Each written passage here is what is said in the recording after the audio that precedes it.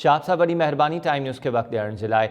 रुगो white collar jobs जा officers मुक़ररु थियनि था, ॿाराड़ी सां उन्हनि जो तालुक़ु रहे थो ऐं कराची हैदराबाद में उन्हनि जी मुक़ररी थिए थी। इन मामले जी रुगो डेटा नाहे घुरी वई, पर नंढा जेके मुलाज़िम आहिनि उन्हनि जी बि डेटा घुरी वई आहे। मुमकिना तौर ते छा शिकायतूं थी सघनि थियूं, कहिड़ियूं अहिड़ियूं करप्ट प्रैक्टिसिस आहिनि जंहिंजो इहो नैब नोटिस वरितो ऐं सिंध हुकूमत खां डेटा घुरी आहे ऐं सिंध हुकूमत काउंटर बि नाहे कयो। नैब जो जेको दायराकार आहे उन में अहिड़े क़िस्म जूं इंक्वायरीज़ करणु उन वटि को अख़्तियार ई कोन्हे जी।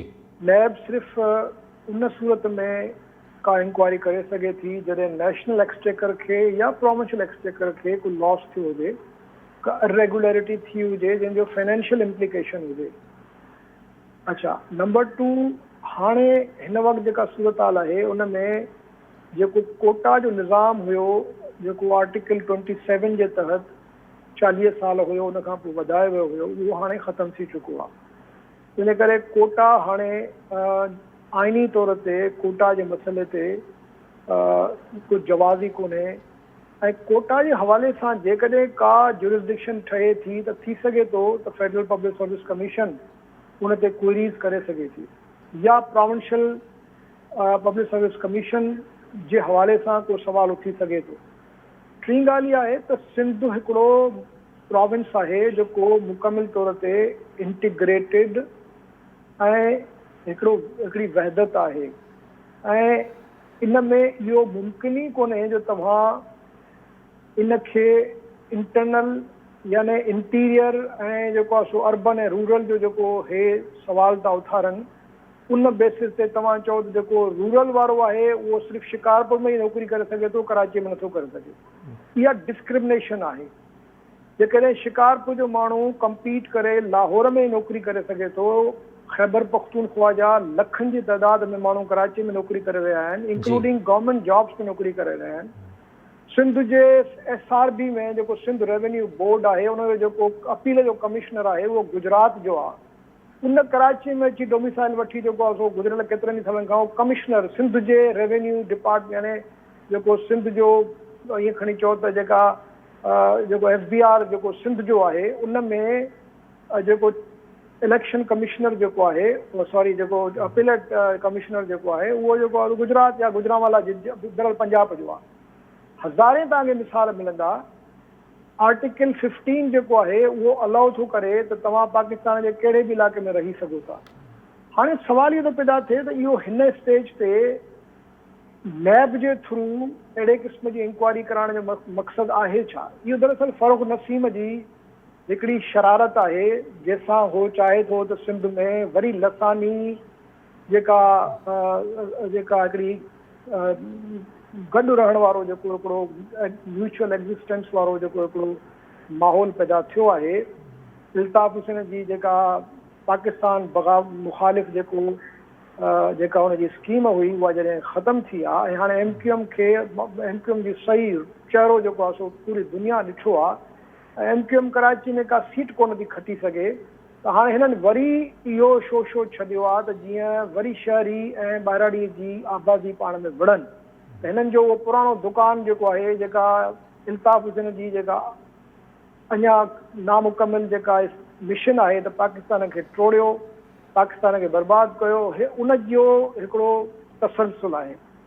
इन खां अलावा तव्हां मूंखे ॿुधायो त केतिरा ई बल्कि लखनि जी तइदाद में सिंधी फैमिलीज़ हाणे जिन जा पेरेंट्स शिकारपुर में हुया या जैकबाबाद में हुया, लाड़काणे या रूरल एरियाज़ में हुया, उहे हाणे अची शहरनि में रहिया आहिनि, वॾनि शहरनि में रहिया आहिनि, कराची हैदराबाद सखर में मुंतकिल थी विया आहिनि ऐं उहे उतां जा बाशिंदा आहिनि। ऐं ॿी ॻाल्हि त पाकिस्तान जे कंहिं बि कानून में इहो किथे बि न आहे लिखियलु त सिंध जो जेको ॿाहिराड़ीअ वारो माण्हू आहे उहो सॼी हयात मरण ताईं उन्हनि जूं ईंदड़ नस्लूं जेके आहिनि उहे जेको आहे सो शहरी आबादियुनि में नथी रही सघनि। इहे सॼो जो सॼो जेको तमाशो आहे इहो इमरान ख़ान जो जेको हिकिड़ो ज़हनी मां त जेका हुनजो इम्बेलेंस आहे, जेको हुनजो बाइस आहे, जेका हुनजी डिस्क्रिमिनेशन आहे, इन सां गॾोगॾु जेका सिंध हुकूमत जी नाअहली आहे। छाकाणि त सिंध हुकूमत जॾहिं पाण सेनेटर पंजाब जा सिंध मां मुक़ररु कराईंदी, जिन जो डोमिसाइल पंजाब जो हुयो, 10 ॾींहं पहिरियों हिते अची जेको आहे वोटर लिस्ट में नालो दाख़िल कराए हिकिड़ी कूड़ी एड्रेस ॾेई ऐं सिंध जो जेका सो सेनेट में जेका नुमाइंदगी आहे उहा हिकिड़े 50 माण्हुनि खे ॾेई थी छॾे, त पोइ मूंखे ॿुधायो त इहे अहिड़े क़िस्म जा हमला त थींदा न।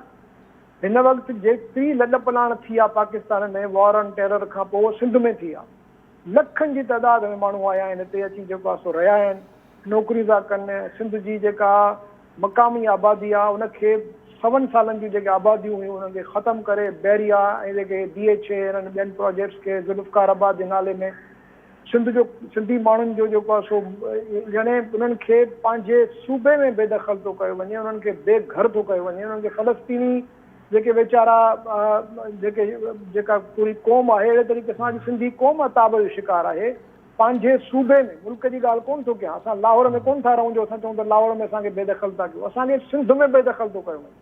हुन में मुजरिमाना जेको आहे सो हुन में शमूलियत आहे सिंध हुकूमत जी। या बैरिया वारा तव्हां रोज़ ॾिसो त हुते वञनि था, पंहिंजी प्राइवेट जेका सो फ़ौज वठी ऐं वञी माण्हुनि जे घरनि ते हमला करे, पंहिंजा घर बर्बादु करे, माण्हुनि खे गोलियूं हणी जेको आहे सो कब्ज़ा था कनि।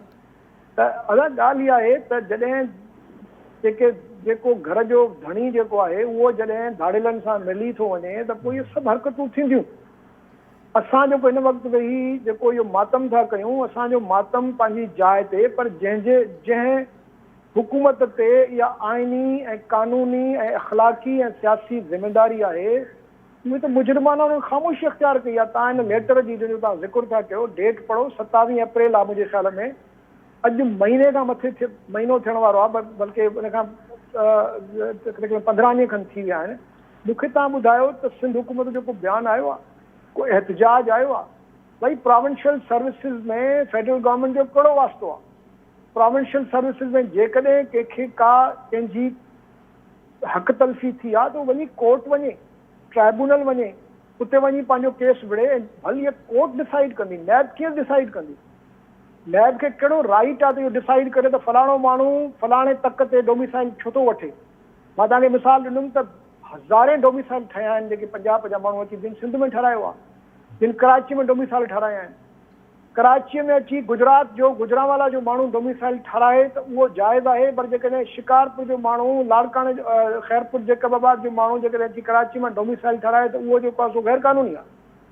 त कहिड़ो क़ानून आहे? पोइ जेकॾहिं तव्हां ॿाहिरि मतिलबु जेका असांजी इंटीरियर जो जेको सिंध जो इलाइक़ो आहे, जेके उतां जे माण्हुनि खे तव्हां नौकरियूं नथा ॾियो इन बुनियाद ते त डोमिसाइल तव्हां हितां छो ठारायो आहे जी।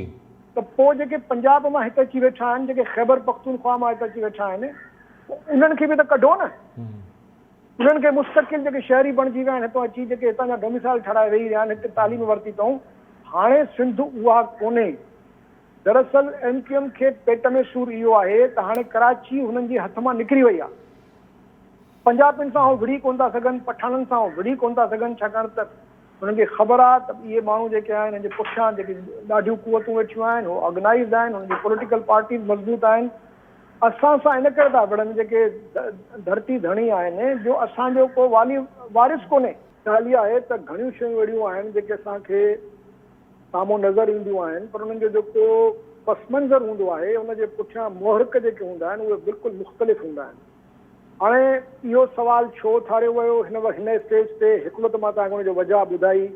हाणे इलेक्शन अचण वारी आहे, लोकल बॉडीज़ जी इलेक्शन अचण वारियूं आहिनि, उन में MQM जी पॉलिटिक्स खे ज़िंदा रखिणो आहे। MQM वटि कुझु बि कोन्हे सवाइ इहो कोटा सिस्टम बि सिर्फ़ु सिंधियुनि जे हवाले सां, सिंधी स्पीकिंग जेका पॉपुलेशन आहे, बाक़ी जेके ॿिया वेठा आहिनि उन्हनि जे हवाले सां कोन था ॻाल्हाइनि।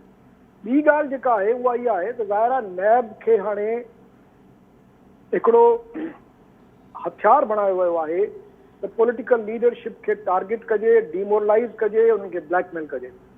हाणे गवर्नमेंट ऑफ सिंध जी जेका मुजरिमाना ख़ामोशी आहे, उनजे पुठियां छा वजह आहे, उन में कहिड़ियूं बेज़ाब्तियूं आहिनि, सिंध हुकूमत छो ॾिनल आहे, ॿियनि मसइलनि जे करे हिन मसइले खे ॾिसी तवजा ॾे।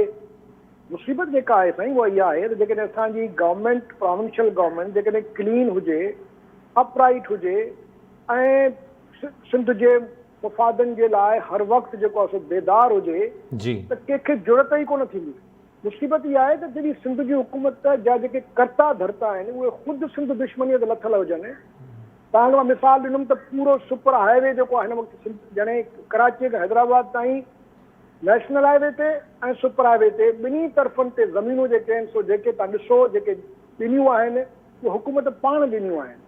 हिकु त डायरेक्ट जेके लीज़ थिया आहिनि इलीगल तरीक़े सां, ऐं ॿियो उन्हनि खे इजाज़त ॾिनी वई आहे जेके लैंड माफ़ियाज़ आहिनि त तव्हां पंहिंजी गवर्नमेंट जा बिल्डोज़र था हलनि हुते, गवर्नमेंट जी पुलिस जी जेको आहे सो नफ़रियूं मौजूदु आहिनि ऐं हुते मुक़ामी आबादियुनि खे जेको आहे सो बेदख़ल करे बेघर कयो थो वञे।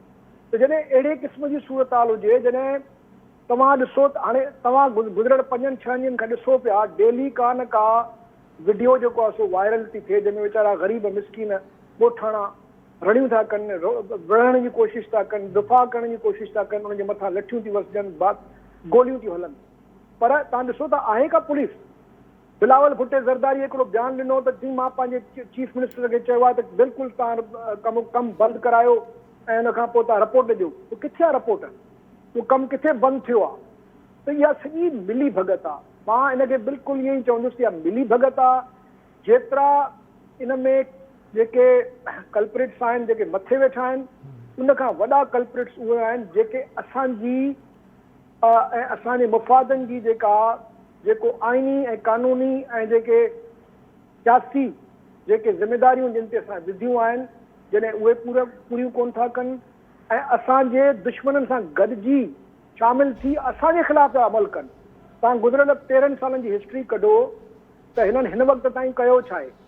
पर हाणे अफ़सोस इहो आहे त असांजा कुझु दोस्त आहिनि जेके हर वक़्तु जेको आहे सो दिफ़ा जे लाइ निकिरी था, उन्हनि जे मथां का तनक़ीद कोन थी थिए त भई तव्हां छो था ईअं कयो, तव्हां सिंध जे अवाइली 7 सालनि जी जेको आबादियुनि खे छो था ख़तमु कयो बजाए पके करण जे? छो त उहे वीचारा ग़रीब रहिया पिया आहिनि, हुन वटि टाइटल डॉक्यूमेंट्स त कोन्हनि। ॻोठनि में टाइटल डॉक्यूमेंट्स किथे हूंदा आहिनि? उहे त सिर्फ़ु पॉज़ेसरी राइट्स हूंदा आहिनि।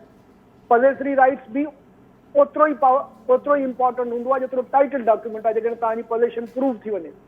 सदियुनि खां वेठा आहिनि, पर छाकाणि त वीचारनि वटि को टाइटल डॉक्यूमेंट न हुनखे गवर्नमेंट ॾिनो ई कोन्हे कॾहिं। ऐं इंतिहाई इहा बि हिकिड़ी साज़िशाना अंदाज़ में हिकिड़ी मुकमिल जेको आहे हिकिड़ी पूरी हिकमत अमलीअ तहत हिननि ग़रीब माण्हुनि खे टाइटल न ॾिनो वियो आहे। कराची में तव्हां ॾिसो त बेतहाशा पठाणनि जूं आबादियूं आहिनि, ॿियनि सराइकी स्पीकिंग पंजाबी अलाए केतिरियूं आबादियूं आहिनि जिन खे पको कयो वियो आहे। पर जेके बि सुपर हाईवे जे चइनी तरफ़नि खां, बैरिया जे चइनी तरफ़नि खां जेके बि इलाइक़ा आहिनि उन्हनि खे पको नथा कनि।